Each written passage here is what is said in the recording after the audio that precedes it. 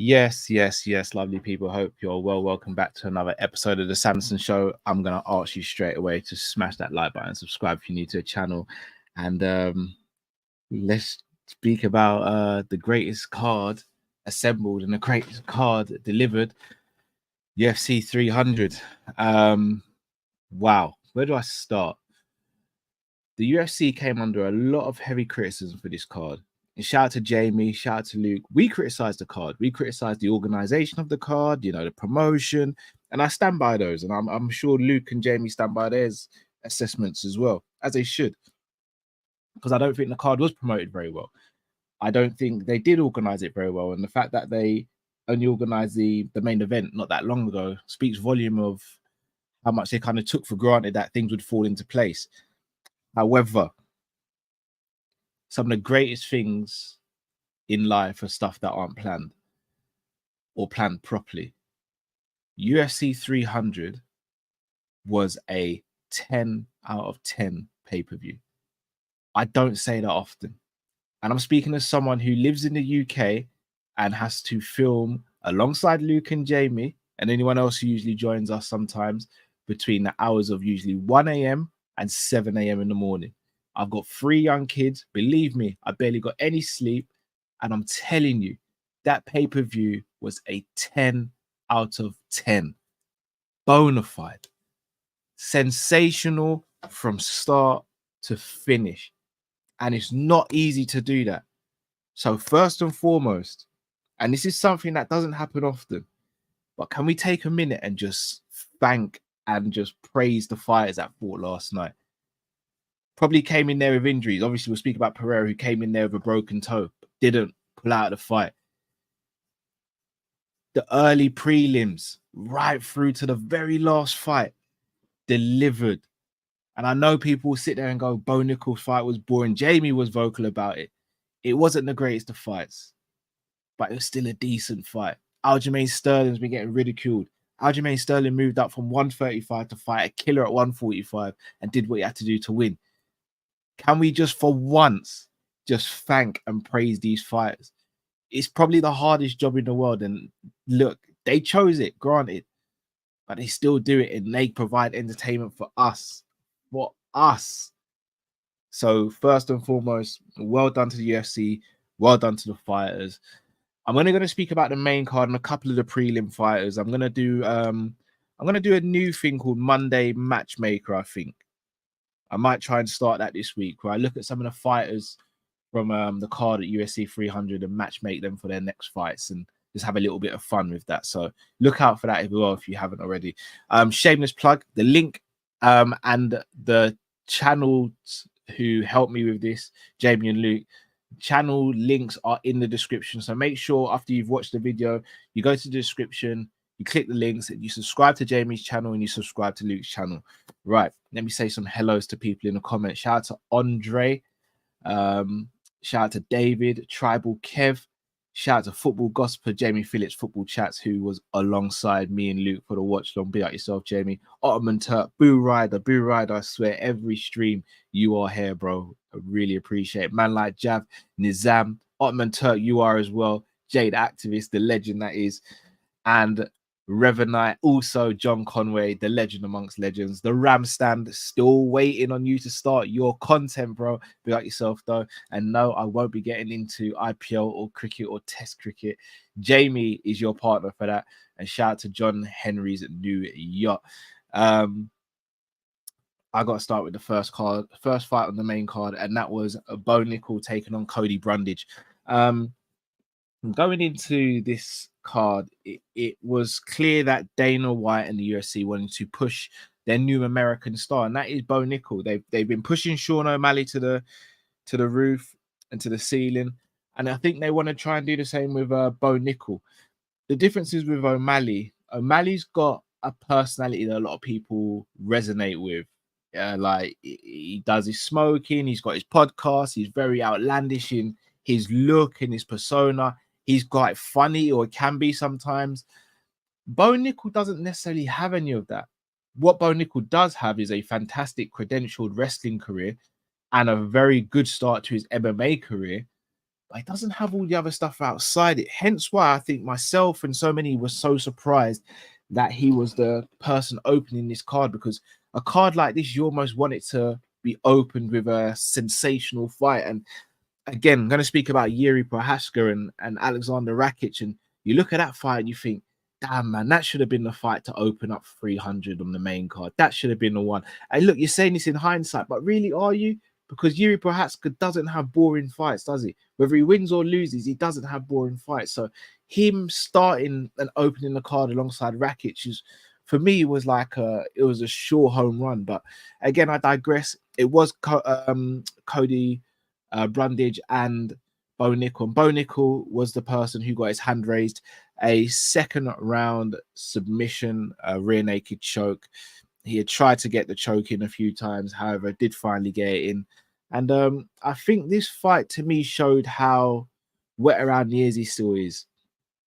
Shout out to Ottoman Turk. I won't be doing any watch longs for that, because sleeping on the couch all the time will be a lot for me. But Bo Nickal, look, he gave a good account of himself. Cody Brundage, I thought fought quite well. He's just, you can see he's still raw as an MMA fighter. And when you're in the UFC, there aren't really that many easy fights before you have to start fighting the top people. You look at people like Edmund Shabazian, and you look at Sage Northcutt, and people who were pushed very early, very quickly in their MMA career, and it can unravel. So I think Bo I think if he's smart, he'll take a step back and he'll continue fighting unranked fighters. He's already in a good spot. He's probably making really good money with the UFC already. So there's not that rush to get into the octagon with higher ranked opponents to make more money, because I think he's already making good money. So I think for him, it's about building experience. So when he does start fighting at upper echelon, then I think he'll be ready for it. His wrestling speaks for itself. He's probably going to have the best wrestling in the division. His jiu-jitsu leaves a lot to be desired for in terms of his setups and his transitions. His striking still, again, very novice and very basic, but he is a very good prospect. He's a great prospect, make no bones about it.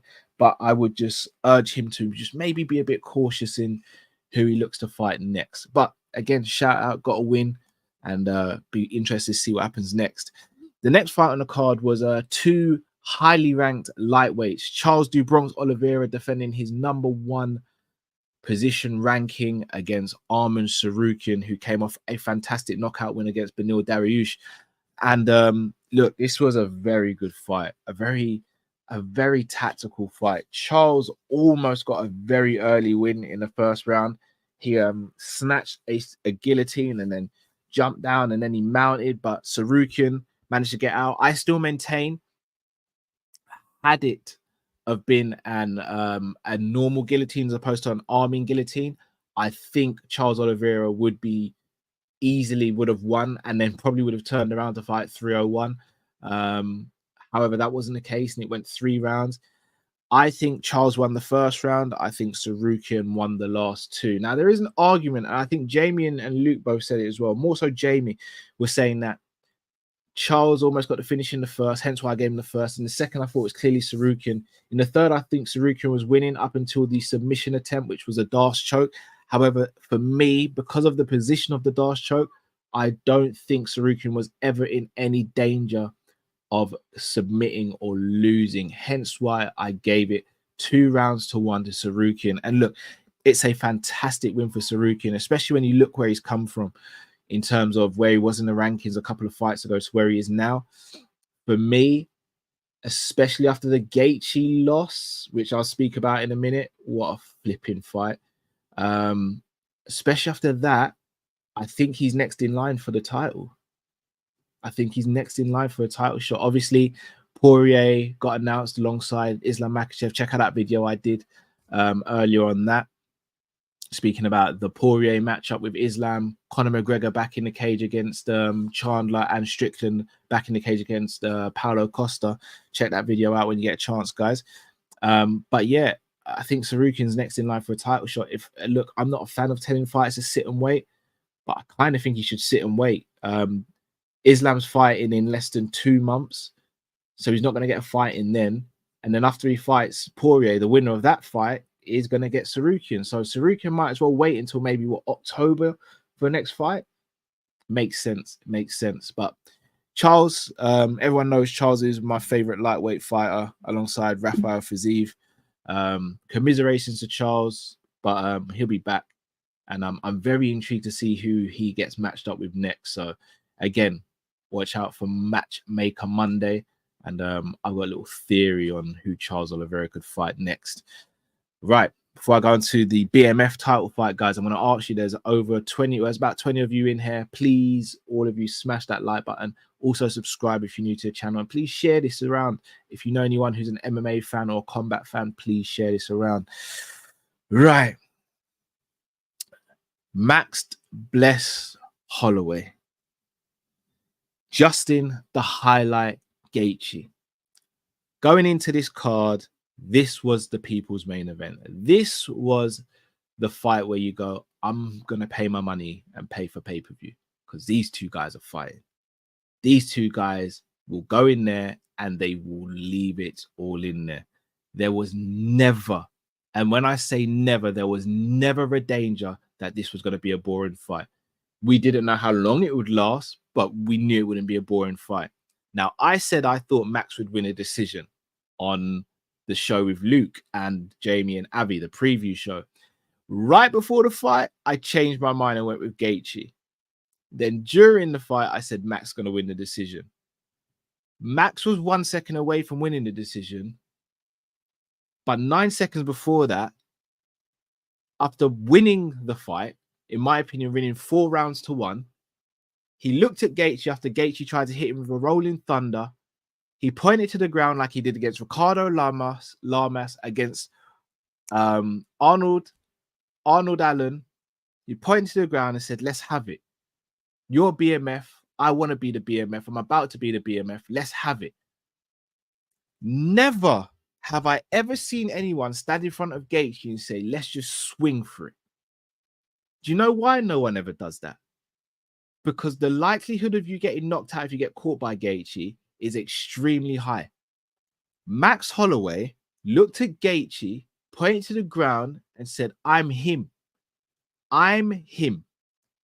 I'm going to stand here. We're going to throw punches for the last 10 seconds and I'm going to show you how great I am.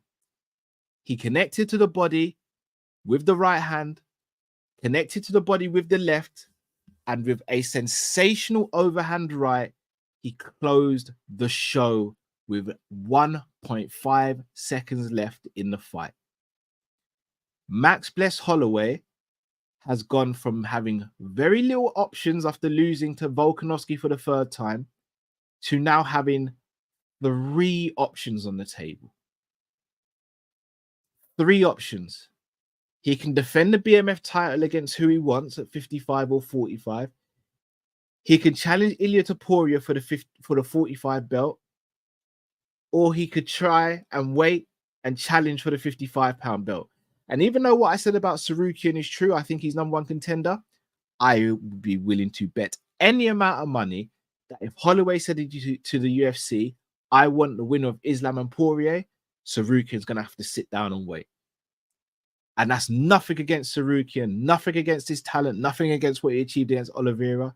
It's just because of what Max Holloway just did. So I'm going to talk you a little bit through the fight. So first round, Max is on his bike, using his footwork, good jabs and straight punches to the body. Gaethje swinging, and the air from Gaethje alone is probably making Max go, damn, what have I signed up to? With 1 second left of the first round, Max throws a spinning back kick, which was meant to be to the body. Gaethje ducked, caught him in the face, and broke his nose like that. The moment that happened, everything changed. And I know people will say it's going to be a different fight if Gaethje doesn't break his nose. Yeah, it will be. But Gaethje broke his nose, not just by standing still, because someone threw a spinning back heel to his face. Max broke Gaethje's nose. In the same way, if Max had landed a great leg kick that compromised Gaethje, we wouldn't go, oh, well, the fight's different. No, Max did that. Max did that. So straight away, you knew Gaethje was compromised. And shout out to Gaethje, because there are very few human beings in this world who would have had a broken nose and continue to fight on for as long as he fought on. So, second round, again, Max's round. Third round, I think I gave it to Max. Fourth round, I think I gave to Gaethje, and I'm thinking, right, this final round, this is the round where Gaethje goes for it. Max just piecing him up with the boxing. And then in the final 10 seconds, Max bless Holloway, etches his name into the books to be a legend, even more so than he already is, and stops him, leaving Justin Gaethje face planted in the middle of the octagon. I've never seen Gaethje out like this. And we may never see Gaethje out like this ever again. Max Holloway did that. Max bless Holloway did that and went away celebrating like an absolute madman that he is, in his floral shorts that he fought tooth and nail to wear. And he just cemented himself as one of the baddest mother effers to ever step foot in the octagon. Can't wait to see who he fights next. Intrigued to see what Gaethje does next. Gaethje's been quite vocal, saying he's got one more title run left in him. If he doesn't achieve it, if he falls short, that might be his time. He always speaks about how much these fights take out of him and how much it feels as though he's in a car crash every time he fights. That was probably the ultimate car crash, and that might be the end of Gaethje's career. I hope it's not. I still think he's got loads to give to the sport, but that's for my entertainment. What's it going to do to him physically? What's it going to do to his brain? Because I guarantee you, he goes through a lot in training camps and even more so in fights. I'd rather never see Gaethje fight again and have him be healthy and grow old and happy with his friends and family than have him have one more fight for my entertainment and unfortunately never be the same again. So, yeah, I'm intrigued to see what happens with Gaethje next. Onto the co-main event, an all-Chinese affair between two absolute standout strawweight fighters. Yang Xiaonan challenging Weili. And I'll be honest, the fight went 5 rounds. Really, it should have only gone 1. Weili won that fight in the first round. She choked out Xiaonan. Jason Herzog, who for me is one of the best referees in the game, I think he made an error here. And again, giving smelling salts at the end of the first round, in between rounds, I didn't even think that was allowed. I don't think it's allowed. If I'm not mistaken, Greg Hardy got in trouble for taking an asthma pump. That's not much different to having smelling salts. However, it was allowed, it happened. And Xiaonan, even despite losing, goes up in everyone's estimation as one of the toughest women in the sport. She took some beating in there at some points and was close to being submitted on multiple occasions and dealt with it, and then even knocked down Weili a couple of times and was like really putting it on Weili at one point, looking like Weili maybe gassed herself out. However, Weili is just a sensational fighter. I know who I want to see her fight next, but again, I'm gonna have to wait for the next video to see that. But 2 women who really left it all out there, 2 women who can hold their head up high, and 2 women ultimately who represented China absolutely fantastically. Big up to those 2. And on to the main event. Jamal Sweet Dreams Hill returned after a horrible ankle injury against Poatan. Mr. Chama himself, Alex Pereira, who is a 2-division champion in Glory Kickboxing and UFC. And many never gave Jamal Hill a shot. I predicted Pereira to win only because Jamal had been inactive because of the injury and Pereira had been so active. But I actually thought it'd be a close fight. I did think there'd be an early stoppage, maybe within 2 rounds, but I thought it'd be a close fight. Pereira is cementing his legacy every time he stepped into that cage. In just 12 fights, he has fought for and won the 185-pound belt, fought for and won the 205-pound belt, defended the 205-pound belt, headlined Madison Square Garden, and headlined UFC 300 in 12 fights. Incredible. Incredible. Now, granted, again, Izzy has to take some credit for that because Izzy cleared out the division, which allowed Pereira to sort of get through the division without fighting any wrestlers or fighting too many times before he got a title shot. And obviously, we know how their rivalry's been. It's been excellent.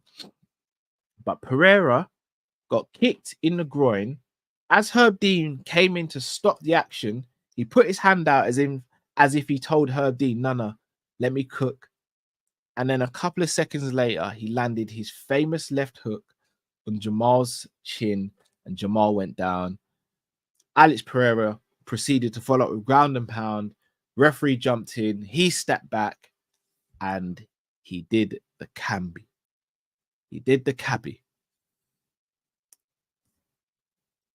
That's a bad man right there. That's a bad man right there. And look, I'm a big Jamal fan, but I'm also a big Pereira fan. And I did want Jamal to win, only because of the story of him coming back from the ankle injury. I follow him on social media, and I think he's quite funny.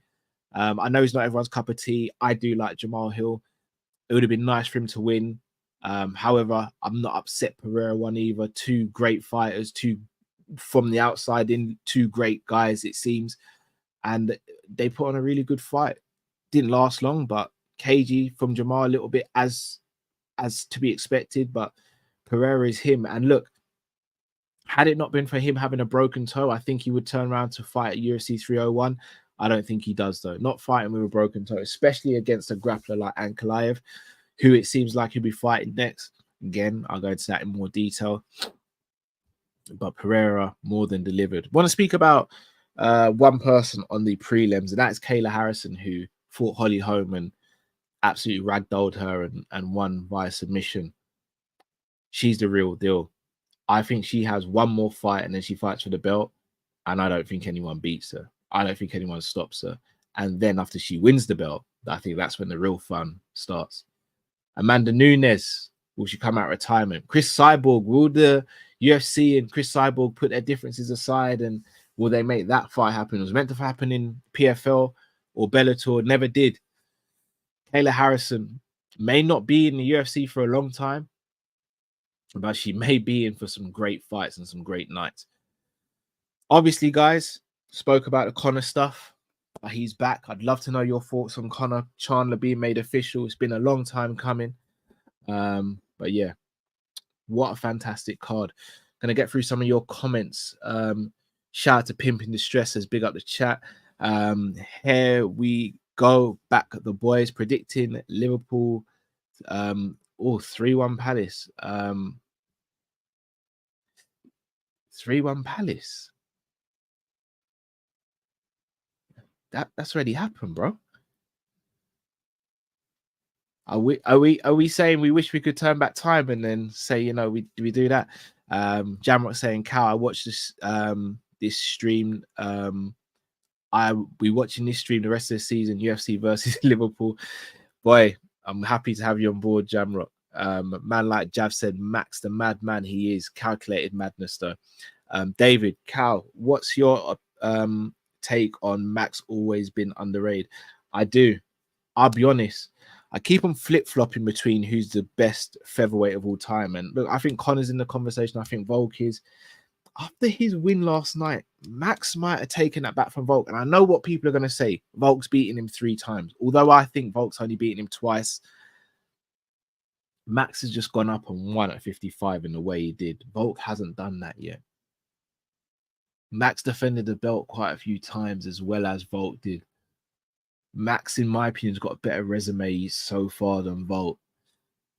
It's a discussion, but Max is massively underrated when these conversations come up. He's one of the MMA GOATs. He's in that conversation, in my opinion. I am live. F1 Heem, I am live. Ram says, no Liverpool chat, please. I hear it. Pimping the Stress says jokes. Shout out to Pinto, says he's from the past, Cal. Pimp knew exactly what he's doing. Ramstan says this is good vibes, trying to make it good vibes. Shout out to Milik LFC. We lost already, we did. Fortunately, Arsenal did, but City won. Pereira delivered sweet dreams for Hill or a beautiful nightmare, whichever way you look at it. But yeah, absolutely incredible card. People, I'm going to sign off there. Again, I'm going to ask you, please smash that like button. I'm going to ask you to subscribe if you're new to the channel. I'm also going to ask you to share this. But one more thing I'm going to ask you to do is to click the link in the description and sign up and subscribe to Luke's channel and Jamie's channel. Without those two, I would struggle to get the amount of content out that I get on this channel. So please go and support the boys. People, UFC 300 is in the books. In my opinion, the greatest UFC card of all time so far. They've got a lot to live up to, but if anyone can, it is UFC. People, thank you so much for watching. Till we see you on the next one. Take care. See you later.